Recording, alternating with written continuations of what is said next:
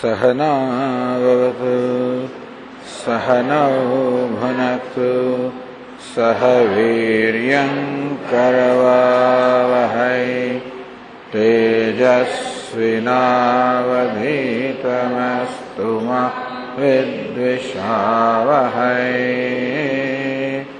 ॐ शान्ति शान्ति शान्तिः। ॐ पूर्णमदः पूर्णमिदं पूर्णात् पूर्णमुदच्यते पूर्णस्य पूर्णमादाय पूर्णमेवावशिष्यते। ॐ शान्ति शान्ति शान्तिः।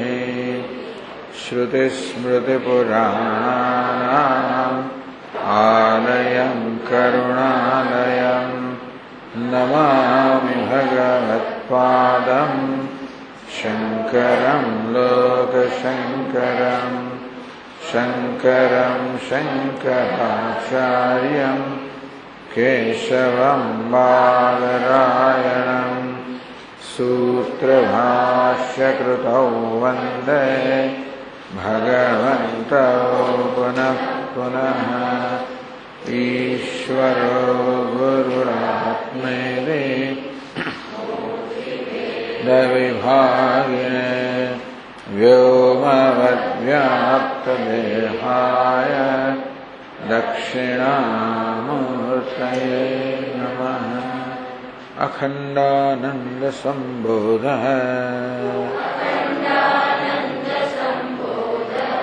वन्दनाद्यस्य जायते गोविन्दं तमहं वन्दे चिदानन्दतनुं गुरुम् अखण्डं सच्चिदानन्दम् अवाङ्मनसगोचरम् आत्मानमखिलाधारम् आश्रयेभीष्टसिद्धये। यदा लम्बोदरं हन्ति सतां प्रत्यूहवर्षसम्भवम् तदा लम्बे दयालम्बम् लम्बोदरपदाम्बुजम्।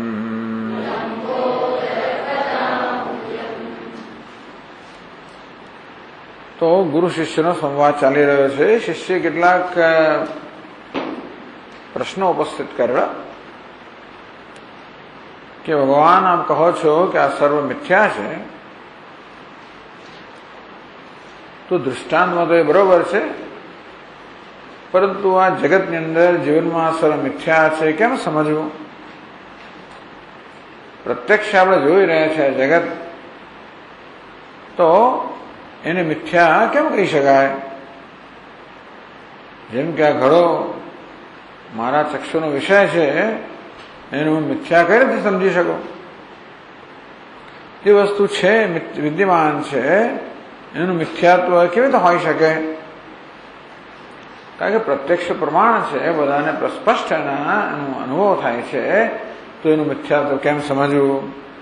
એ કહેવાનો મતલબ કે શાસ્ત્ર કહે છે કે બ્રહ્મ સત્ય છે, જગત મિથ્યા છે. એટલે પ્રત્યક્ષ એટલે કે આપણી જ્ઞાનેન્દ્રિયો દ્વારા આપણને જગતનો અનુભવ થાય છે.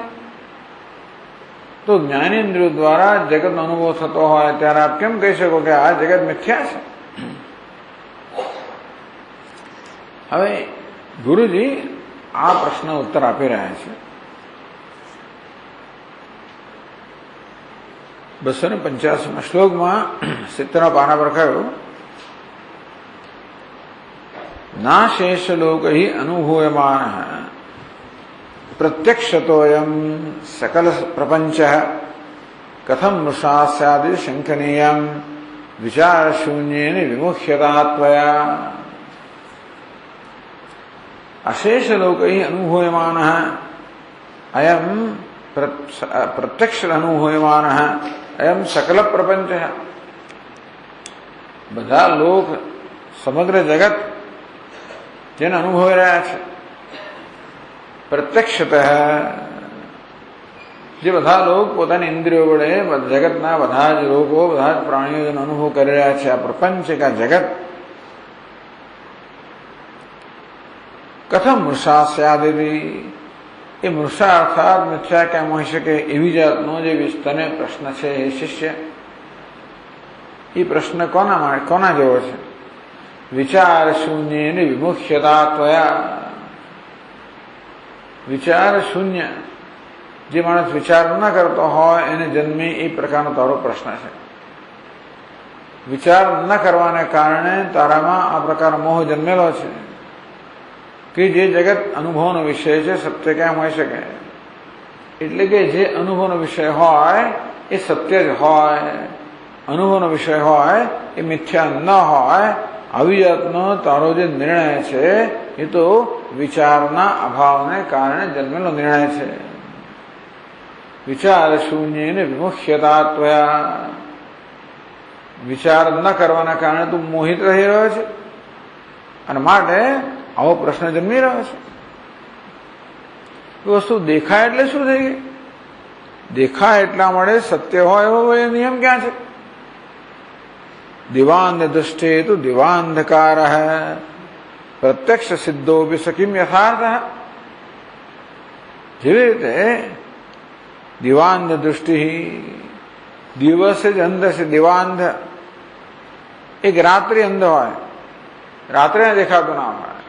જો દિવાંધ હોય ને દિવસ ના દેખાતો હોય તો દિવસે જેને દેખાતો નથી એવી વ્યક્તિ માટે કે એવા પ્રાણી માટે આ દિવસ પણ રાત છે. દિવાંધકાર પ્રત્યક્ષ સિદ્ધો ભી સકીમ યથાર્થ. એની દ્રષ્ટિએ એનું પ્રત્યક્ષ શું કહે છે? એની આંખો શું કહે છે? એ બધું અંધકાર છે કે છે નહીં. આમ જે દિવાંધ હોય એ મનુષ્ય, એની આંખો કહે છે કે પ્રપંચ છે જ નહીં, તો એની આંખો કહે છે કે પ્રપંચ નથી, મારે જો પ્રપંચ નથી. તદ્વત ભ્રમેણ અવગત પદાર્થ ભ્રાંત સત્ય સુમતે મૃથા એવ. તો જેવી રીતે દિવાંધ મનુષ્યને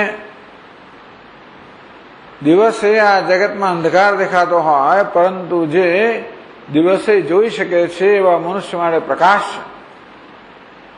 દિવાંધ મનુષ્ય માટે જે અંધકાર છે એ જ જોનારા મનુષ્ય માટે પ્રકાશ છે.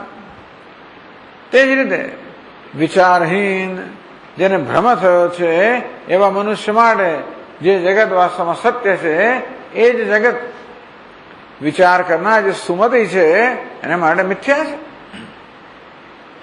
પશ્યત્ય કૃત બુદ્ધિત્વાત ન સ પશ્યતિ દુર્મતિ. ભગવાન કે ભાઈ જે લોકો આત્માને કરતા માને છે એ લોકો દુર્મતિ છે. અકૃત બુદ્ધિત્વાત, એમના અંતઃકરણ સંસ્કૃત થયું નથી. શાસ્ત્ર આચાર્યના ઉપદેશને કારણે જે સંસ્કાર પ્રાપ્ત થવા જોઈએ એ સંસ્કાર પ્રાપ્ત ન થવાના કારણે એ લોકો તો આત્માને કરતા ભોગતા માને છે, દુર્મતિ છે.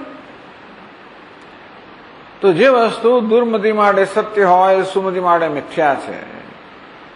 તો આ કર્તૃત્વ, આત્માનું કર્તૃત્વ ભોક્તૃત્વ આ દુર્મતિ માટે સત્ય છે, જે સુમતિ છે. યસ્ય નાહંકૃતો ભાવ બુદ્ધિ યસ્ય ન લિપ્યતે.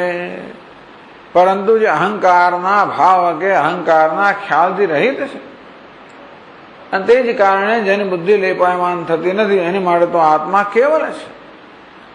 તત્રૈવમ સતિ કર્તારમ આત્માનમ કેવલમ તુયઃ. આત્મા તો કેવલ છે, શુદ્ધ છે, નિર્વિકાર છે. આ દ્વિતીય છે, આ કર્તા છે, આ ભોગતા છે. તો આ બે પ્રકારની દ્રષ્ટિ કહી, એક ભ્રાંતની દ્રષ્ટિ અને બીજી જે સત્ય દ્રષ્ટિ છે. એક ભ્રાંતની દ્રષ્ટિ અને બીજી જ્ઞાનીની દ્રષ્ટિ. વળી દ્રષ્ટાંત આપવામાં આવ્યું, ઘટોયમિતિ અત્ર ઘટાભિધાન પ્રત્યક્ષતઃ કસ્ય હૃદય દ્રષ્ટે.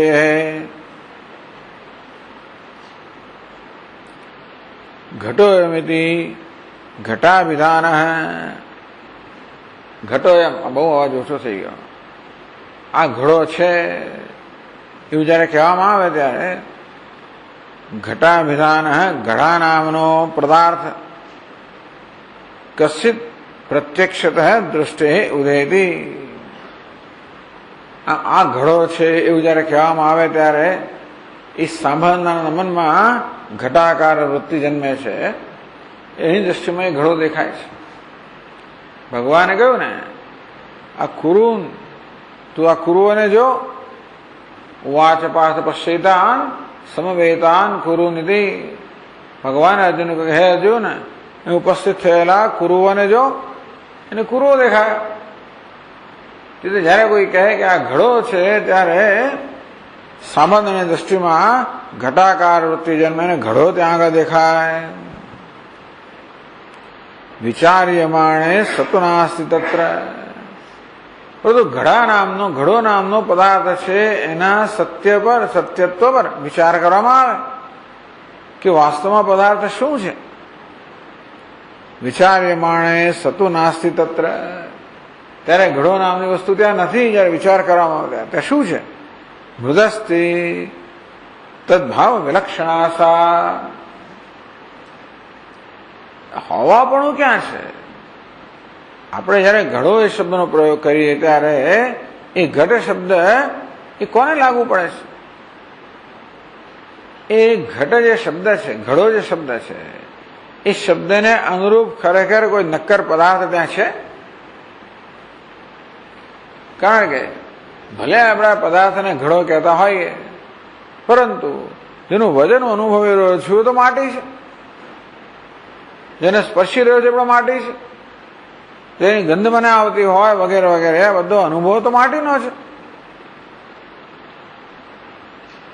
તમે ઘડો છું એટલે માટી શબ્દનો પ્રયોગ કરીએ ત્યારે માટીને અનુરૂપ કોઈ નક્કર પદાર્થ અહીં છે.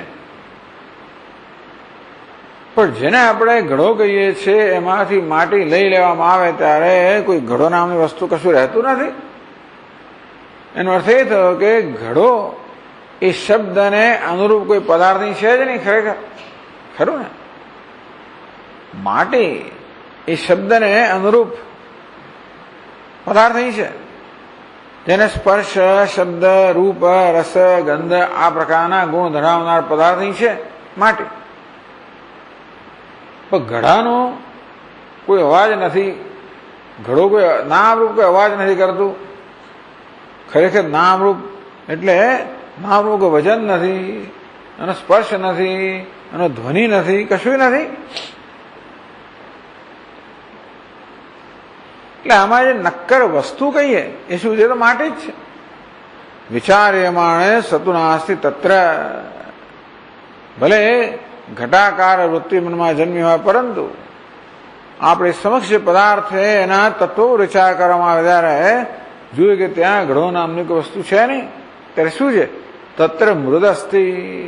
ત્યાં જે છે એ તો માટી છે. અને માટી કેવી છે? તદ વિલક્ષણાસા. આ ઘડા કરતા અત્યંત વિલક્ષણ. આ ઘડો મિથ્યા છે, માટી સત્ય છે. ઘડામાં કે નક્કરતા નથી, માટીમાં નક્કરતા છે. આ પ્રકારે ઘડા કરતા અત્યંત વિલક્ષણ એટલે વિપરીત લક્ષણ ધરાવનારી, અને જે છે એ તો વાસ્તવમાં ઘડા કરતા વિલક્ષણ માટી જ છે.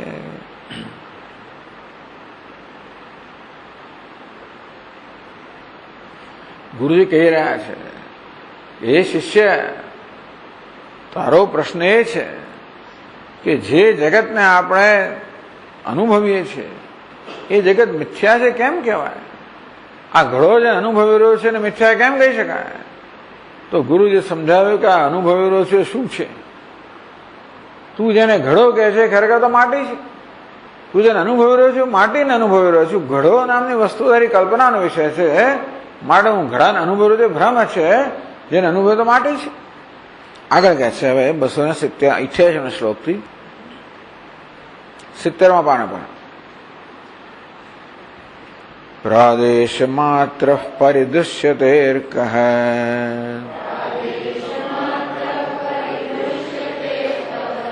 શાસ્ત્રેણ સંદર્શિત લક્ષ્યયોજન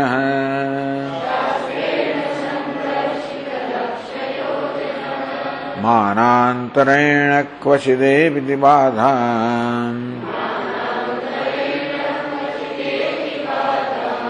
પ્રત્યક્ષમપ્યત્ર હિ ન વ્યવસ્થા.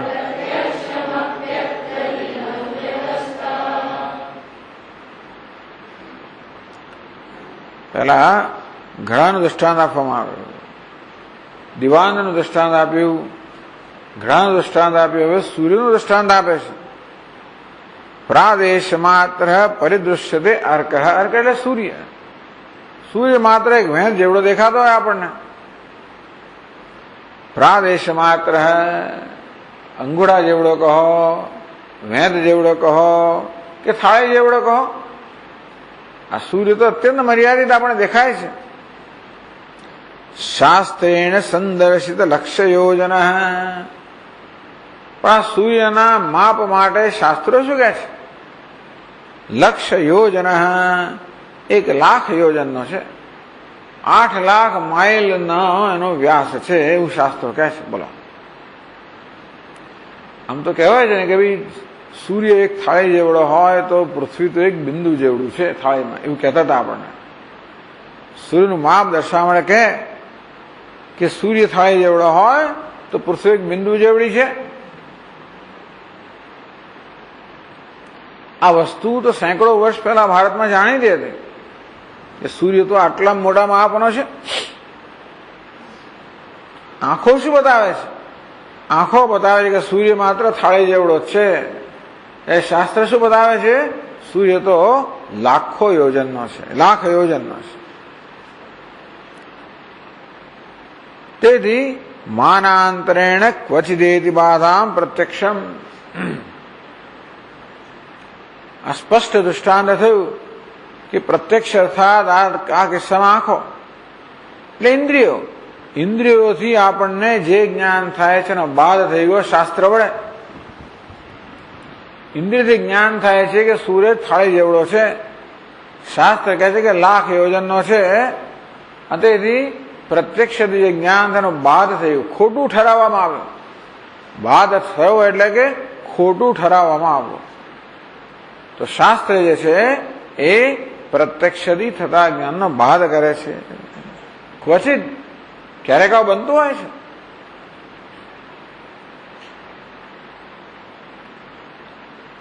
અત્ર હિ ન વ્યવસ્થા. તો પ્રત્યક્ષની કોઈ વ્યવસ્થા નથી.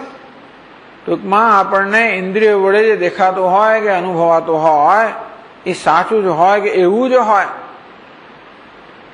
સાચું ના હોય તો એવું જ હોય એવો નિયમ નથી. સૂર્ય આપણને પૂર્વમાંથી પશ્ચિમમાં જતો દેખાતો હોય માટે જતો એવો નિયમ નથી. સૂર્ય આપણને થાળી જેવડો દેખાતો મળે એટલો એવો નિયમ નથી. ચંદ્ર આપણને સ્વયં પ્રકાશ જણાતો હોય માટે એવો છે એવો નિયમ નથી. ચંદ્ર આપણને વળી પાછો કેવો દેખાતો હોય, વાંકો દેખાતો હોય એવો છે એવો નિયમ નથી.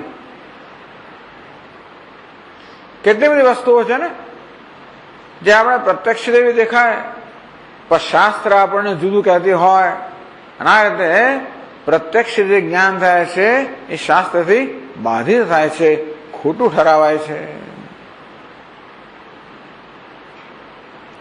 અને માટે જે દેખાય છે એ એવું જ છે અથવા જે દેખાય છે સત્ય જ છે એવો કોઈ નિયમ નથી. એક વાર નિયમનો ભંગ થયો ને બધી જગ્યાએ ભંગ થઈ ગયો. એવું છે ને, એક વાર પછી આપણો વિશ્વાસ બેસે નહીં. એક જગ્યાએ પ્રત્યક્ષ ખોટું પડ્યું તો બીજી જગ્યાએ સાચું છે એની ખાતરી શું? એના માટે પ્રત્યક્ષ જે જ્ઞાન થાય એને આપણે પ્રમાણ ન માની શકીએ. ખાસ કરીને તત્વના વિષયમાં, વ્યવહારના વિષયમાં ભલે આપણે પ્રત્યક્ષ અને પ્રમાણ માનીએ, ત્યાંય પણ શાસ્ત્ર જે કહે છે એ દ્વારા ઘણી વાર પ્રત્યક્ષનો બાદ થાય છે. એટલે વ્યવહારની અંદર પણ પ્રત્યક્ષ હંમેશા વિશ્વસનીય હોય છે એવો નિયમ નથી. એટલે આગળ કહે છે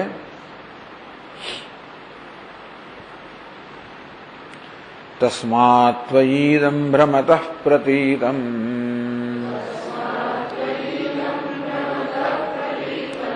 મૃષૈવ નો સત્યમવેહી સાક્ષાત બ્રહ્મત્વમેવાસि સુખસ્વરૂપમ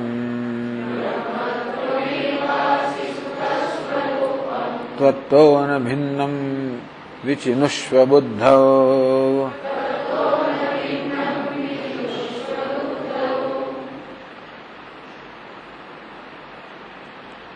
તસ્માत् ત્વયિદં ભ્રમતઃ પ્રતીતં મૃષા એવ,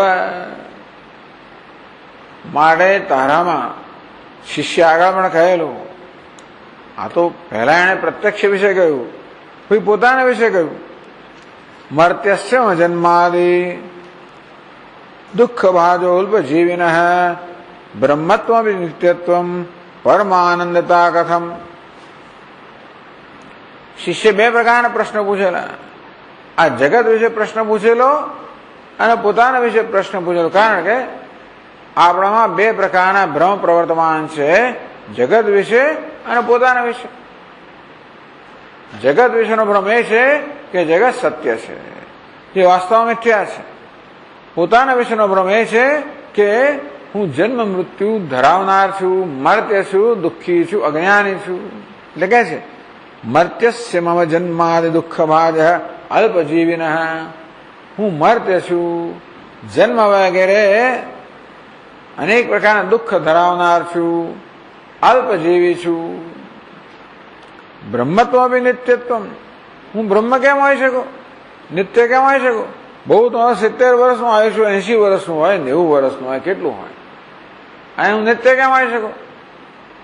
અને અહીંયા તત્સર તો અલ્પ છું, હું બ્રહ્મ કેમ હોઈ શકું? અને દુઃખી છું, પરમાનંદતા કથમ. આ પ્રકારે જે મારા વિશે આપ કહો છો ભગવાન કે હું બ્રહ્મ છું, નિત્ય છું, આનંદ સ્વરૂપ છું, એ કોઈ રીતે મારા અનુભવની સાથે સુસંગત નથી.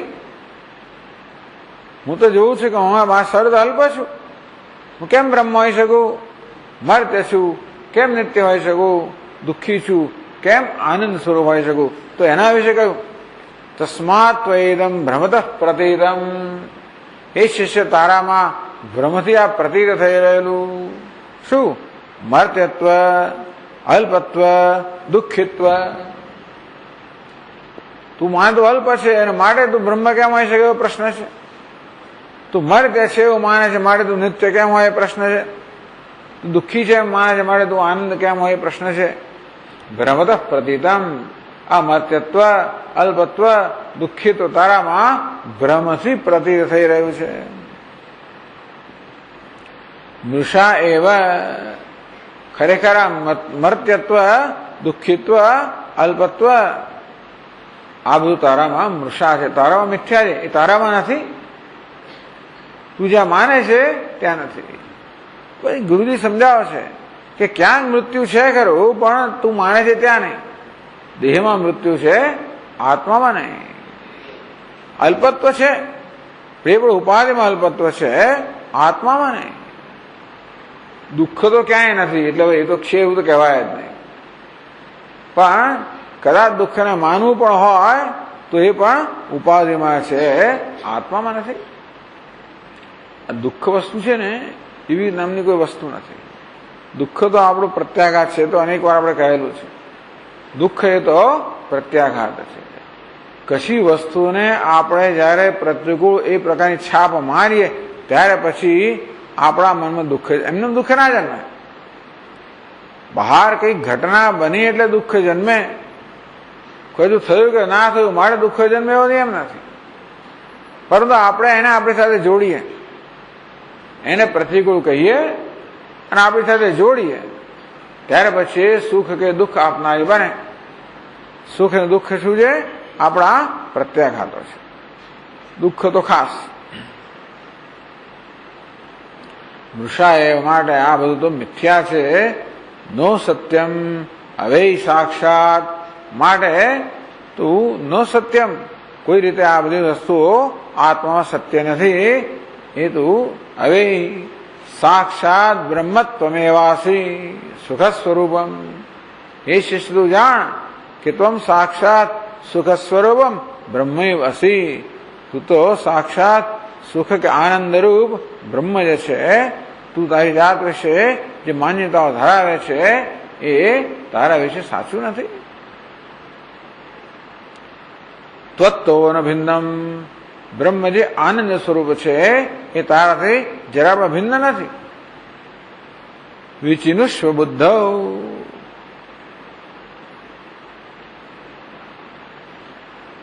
તારી બુદ્ધિમાં વાસ્તવમાં આ પ્રકારનો નિશ્ચય કરતું. વિચિનુષ્વ,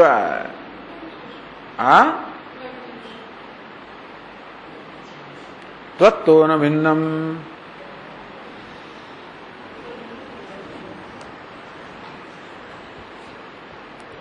સુખ સ્વરૂપમ બ્રહ્મ ત્વત્તોન ભિન્નમ. બરાબર.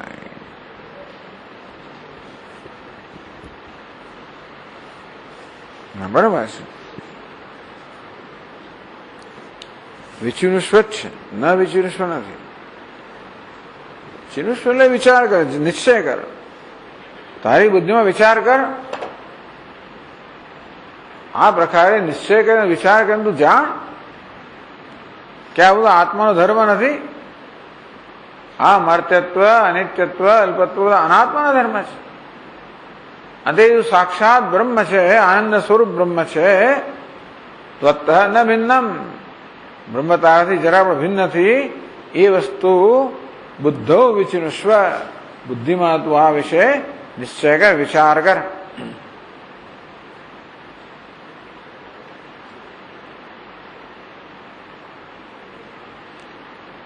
એટલે તારી બુદ્ધિમાં આ વસ્તુનું તું જ્ઞાન પ્રાપ્ત કર. ટૂંકમાં આ વસ્તુ તારે ક્યાં જાણવાની છે? બુદ્ધિમાં જ જાણવાની છે, બીજે ક્યાંય જાણવાની નથી. આ જ્ઞાન બુદ્ધિમાં જ જ્ઞાન છે, ત્યાં જ આ જ્ઞાન પ્રાપ્ત કરવાનું છે. એટલે કહે છે પછીના શ્લોકમાં કહે છે, લોકાંતરે વાત્ર ગુહાંતરે વા તીર્થાંતરે કર્મ પરંપરાંતરે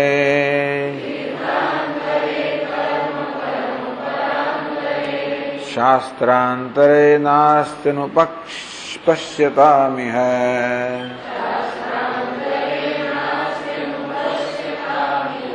સ્વયં પરમ બ્રહ્મ વિચાર્યમાણે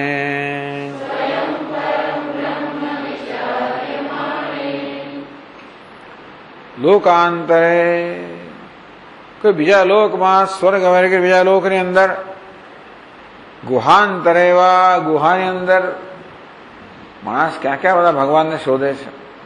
કોઈ સ્વર્ગમાં શોધે, કોઈ પહાડની ગુફાઓમાં શોધે. તીર્થાંતરે વા કોઈ તીર્થમાં શોધે. કર્મ પરંપરાંતરે કે કર્મની પરંપરામાં, એટલે કે વૈદિક કર્મની પરંપરા દ્વારા એ બ્રહ્મને કે ઈશ્વરને પ્રાપ્ત કરવાનો પ્રયત્ન કરે. શાસ્ત્રાંતરે બીજા કોઈ શાસ્ત્રમાં નાસ્તિ, આ પરમાત્મા બીજી કોઈ જગ્યાએ નથી. તો લોકમાં, બીજા કોઈ લોકમાં નથી, બીજી કોઈ ગુહામાં નથી, બીજી કોઈ તીર્થમાં નથી, બીજા કોઈ કર્મમાં નથી, બીજા કોઈ શાસ્ત્રમાં પણ નથી. અનુપશ્યતામિહ, વાસ્તવમાં ઇહ એટલે કે અહીં જ તારી બુદ્ધિમાં જ, આ તારા હૃદયમાં જ તું એના દર્શન કર, આત્મરૂપે દર્શન કર. એટલે જ કહેવામાં આવ્યું ઇહ એટલે કે ચાલો આ વિષયમાં એવું પણ અર્થ કરવામાં આવ્યો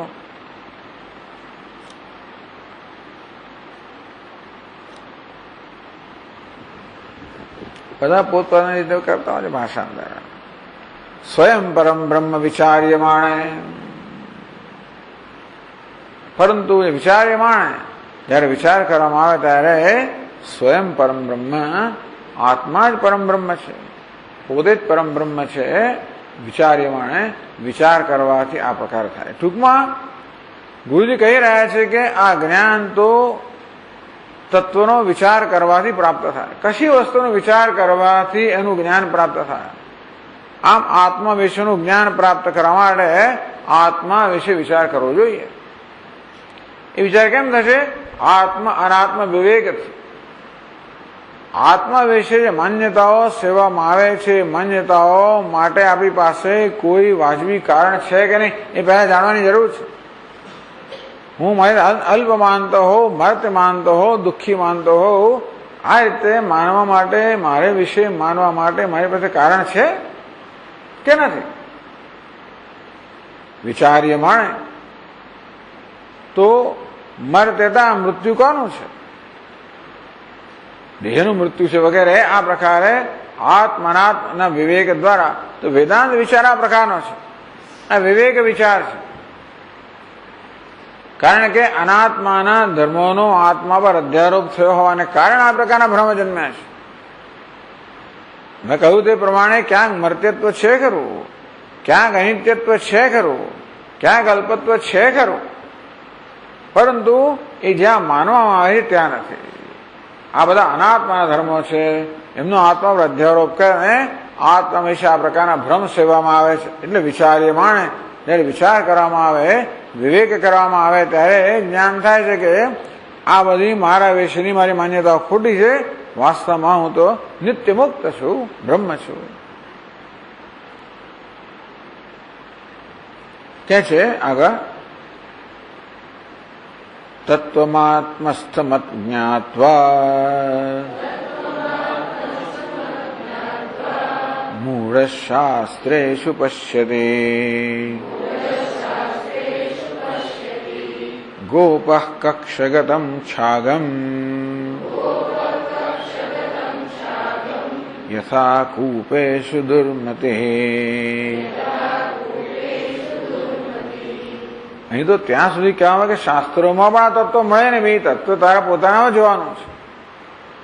આ તત્વનું જ્ઞાન તું શાસ્ત્રમાં ના જોઈશ, તારા પોતાનામાં જો.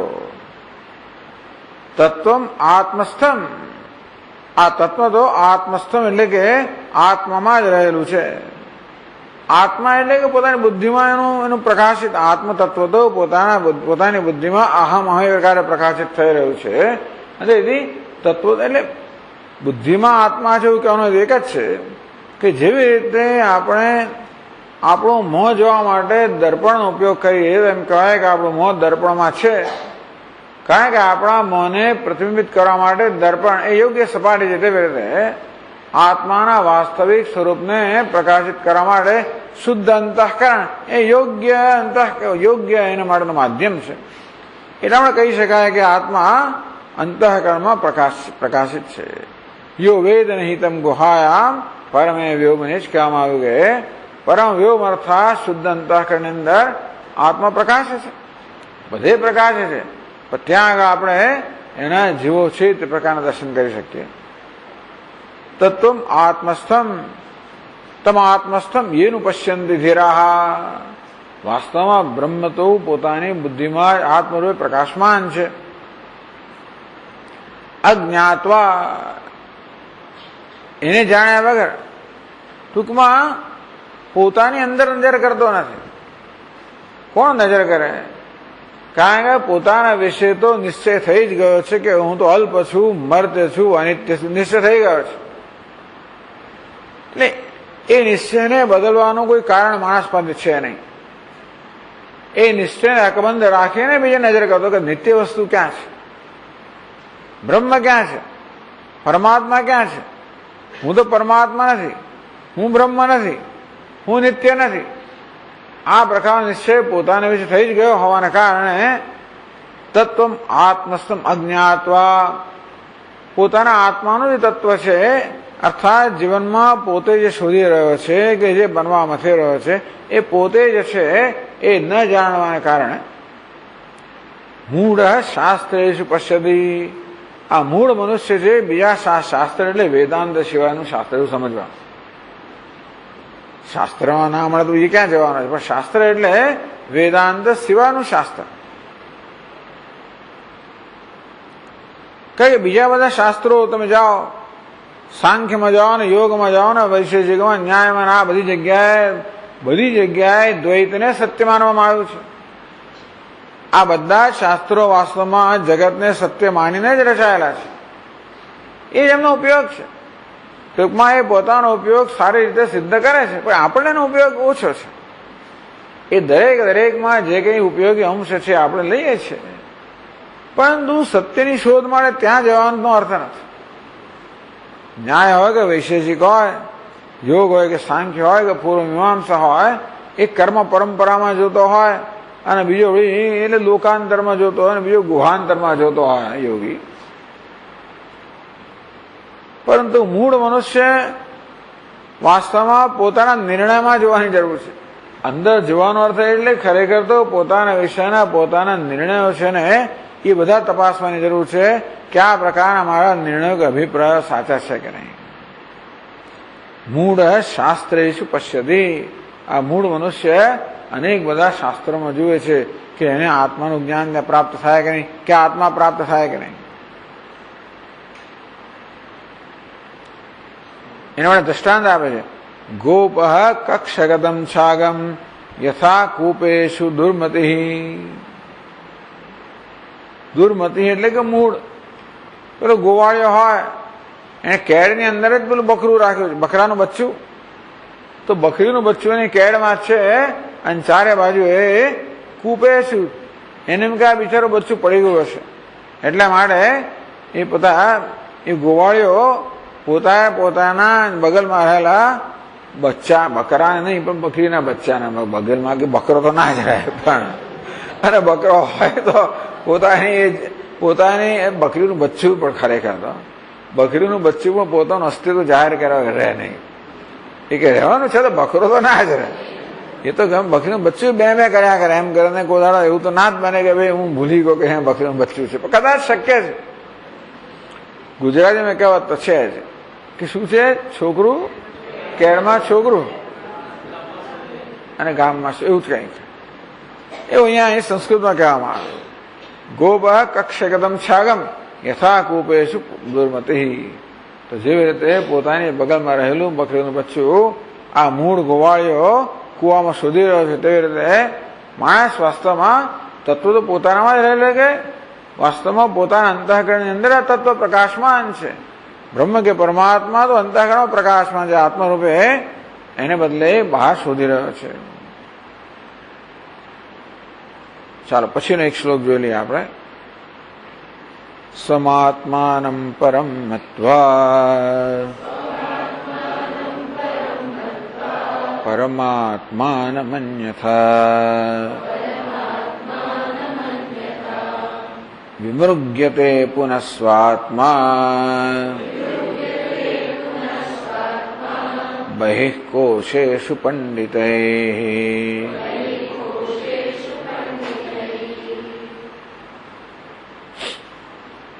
સ્વમ આત્માનમ પરમ મત્વા. વળી કેટલાક પંડિતો પોતાના આત્માને પરમાત્મા કરતા જુદો માને છે, એટલે પરમાત્માનમ અન્યથા, ટૂંકમાં પરમાત્માને પોતાના કરતા જુદો માને છે. એમ કરીને એ લોકો પરમાત્માની શોધમાં છે. વિમુગ્યતે પુનઃ સ્વાત્મા. બે રીતે, એક તો પરમાત્માને પોતાના કરતા જુદો માનીને પરમાત્માને શોધે છે. ક્યાં એ બધું લોકાંતરે વાત્ર ગુહાંતરે એવા બધી જગ્યાએ ઈશ્વરને, ભગવાનને, પરમાત્માને શોધી રહ્યા છે અને પોતાને શોધી રહ્યા છે. પુનઃ સ્વાત્મા બહિ કોશેષુ પંડિતૈઃ વિમુગ્યતે. વળી પંડિતો પોતાના આત્મા એટલે પોતાની જાતને આ કોષમાં શોધી રહ્યા છે. એટલે ટૂંકમાં કેટલાક પંડિતો કોષમાં શોધે છે એનો અર્થ એવો થયો. કેટલાક પંડિતો દેહને જ આત્મા માને છે. આ ચાર વાક લોકો જે છે દેહને આત્મા માને, પંડિતો છે પાછા. એટલે ઇન્દ્રિયને આત્મા માનનારા હોય, વળી કેટલાક મનને આત્મા માનનારા હોય, કેટલાક વળી બુદ્ધિને આત્મા માનનારા હોય. દેહમ પ્રાણોપેન્દ્રિયાણ્યપી ચલામ બુદ્ધિમ ચ શૂન્યમ વિદુઃ. દેહને, પ્રાણને, ઇન્દ્રિયોને, બુદ્ધિ, ચલામ બુદ્ધિ, શૂન્યમ, આમ ક્ષણિક બુદ્ધિ, શૂન્ય, આ પ્રકારે આત્મા વિશે અનેક પ્રકારના ખ્યાલ ધરાવનારા છે. એનો થઈ થયો કે આ લોકો બધા પંડિતો આ વસ્તુમાં આત્માને શોધે છે. ટૂંકમાં આશ્ચર્યની વાત એ છે કે આવું બધું થઈ રહ્યું છે આત્માનું જ્ઞાન ન હોવાને કારણે. એટલે કે અકૃત બુદ્ધિત્વાદ, શાસ્ત્ર અને આચાર્યના ઉપદેશના સંસ્કાર ન હોવાને કારણે આ બધા લોકો ભિન્ન ભિન્ન અભિપ્રાયો ધરાવી રહ્યા છે અને ભિન્ન ભિન્ન સ્થળે આત્માને શોધી રહ્યા છે. ચાલો આપણે પછીના ક્લાસમાં આની ચર્ચા આગળ કરશું. ઓમ પૂર્ણમદ પૂર્ણમિદમ પૂર્ણાત પૂર્ણમુદચ્યતે પૂર્ણસ્ય પૂર્ણમાદાય પૂર્ણમેવાવશિષ્યતે.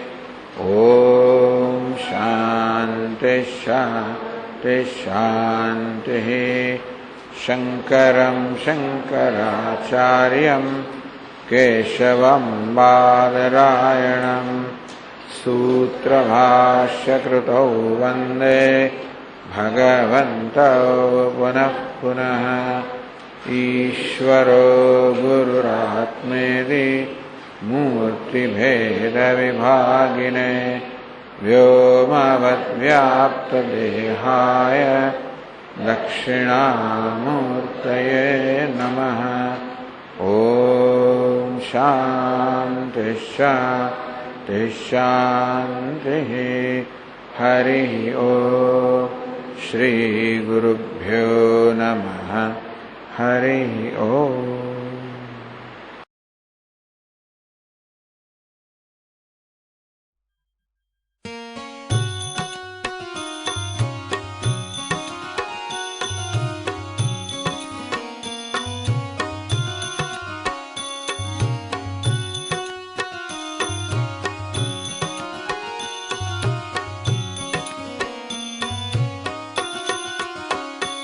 श्री राम राम राम रघुनंदन हे घनश्याम. श्री राम राम राम रघुनंदन हे घनश्याम. श्री राम राम राम रघुनंदन हे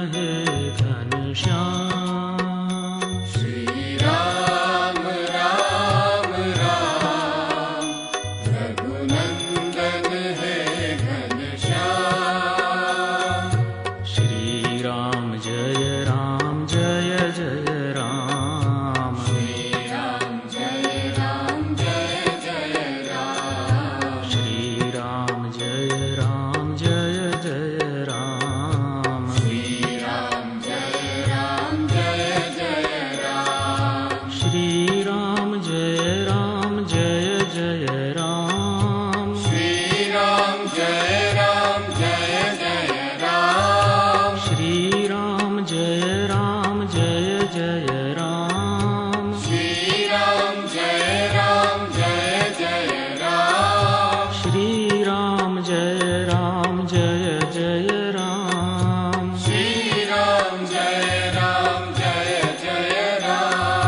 श्री राम जय राम जय जय राम.